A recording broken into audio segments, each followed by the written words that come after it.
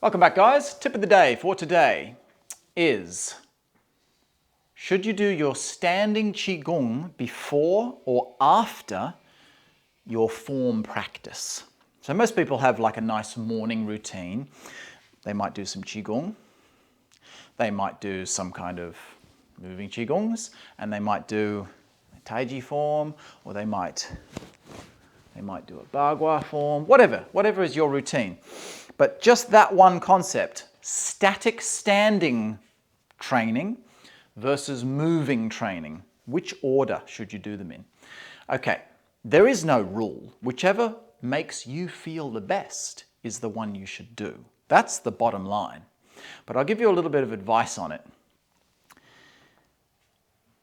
If you wake up in the morning and you're feeling a little bit clunky and stiff, you're probably better off doing some movement first, whether that be some Qigongs, some stretching, just getting into some stretching kind of exercises, whatever you want to do, but something moving. Get your joints, get your muscles warmed up.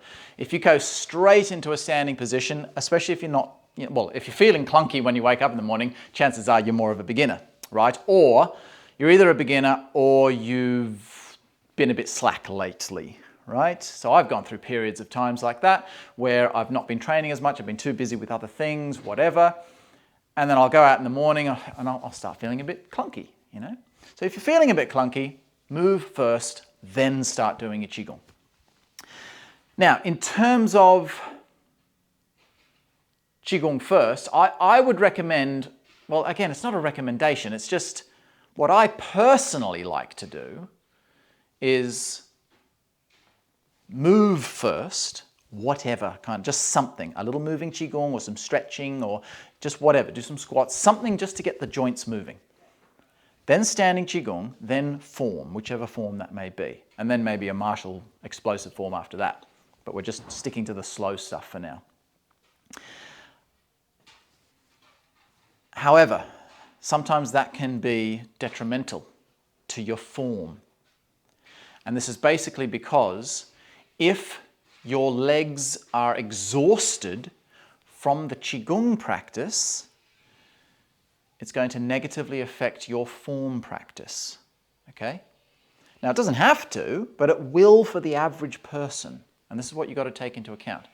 So let's say, for example, you've been told, I need to do my Qigong first for 15, 20, 30 minutes, whatever, however long you do it for, until you're shaking, and then you finally finish off, and you're like, oh, your legs are, your legs are really sore. If you push yourself for a long Qigong, your legs are going to be exhausted.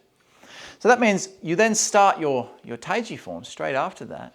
You'll sink into the first move and you'll go, oh, I can really feel that. You'll be okay on little moves like this. You shouldn't have a problem because it's such a simple move. You're only on one leg for half a second.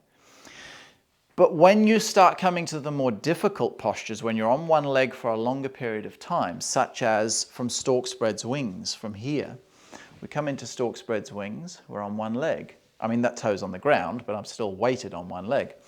I'm on one leg. I'm still on one leg. Keep in mind, if you're moving slowly, this section takes a fair while to get through. Now I've got to do brush knee twist steps. I've got to really lift the leg right up. I've got to sink. I've got to keep the pelvis tucked. I've got to move. I've got to open my hips. If your leg is screaming in agony, chances are you're going to stuff up that entire movement or any other difficult posture throughout your form.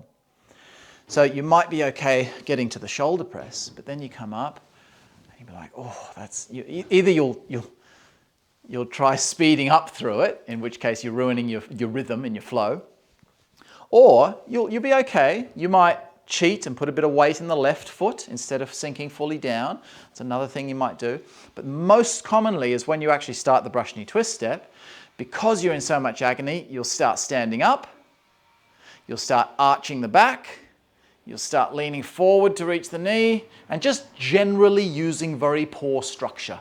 Anything you can do to take away that pain across the mid-range of the thigh there. So if you find that happens, then you're better off doing your form first. Because your form, I mean, unless you did your form at, virtually not moving pace, any kind of normal pace, even if you took an entire hour to do the form, your legs are going to be feeling warm and mobile at the end of that. They're not going to be feeling in agony because they haven't done one thing. Because what's the form? You're constantly toing and froing in the form. You see, you're going from one leg to the other. You're not sitting in one position or not just doing something on one leg over and over again. So your form should not be leaving you with aching legs at the end of it. In which case you can do your form and then come and do your Qigong. And all you'll feel is you're charged up, you're warmed up. So you'll get a really nice Qigong happening after you've done your form. But as I say, vice versa, because the Qigong wears your legs out so much, it's going to negatively affect your form. So my advice is, do whatever feels right for you, is the bottom line. But probably if you're at a stage where your legs are still aching after 15, 20 minutes of Qigong, then it's better to do your form first, then your Qigong. If you're at a more advanced stage, you've been doing your practice for much longer, then of course, well, you can do whichever one suits you best. You might prefer to do the standing Qigong since it's a bit more peaceful, a little bit more calm and still, and then go into your movements. That's quite a nice way to do it. If you prefer that, then that's great, but you would only want to do that if you can do your 20 minutes of Qigong and then feel like, yeah, I mean, they're a bit sore, but it's okay. I think I'll be able to manage to do my form now without compromise. Yeah, thank you very much. Enjoy your day, and I'll see you again soon.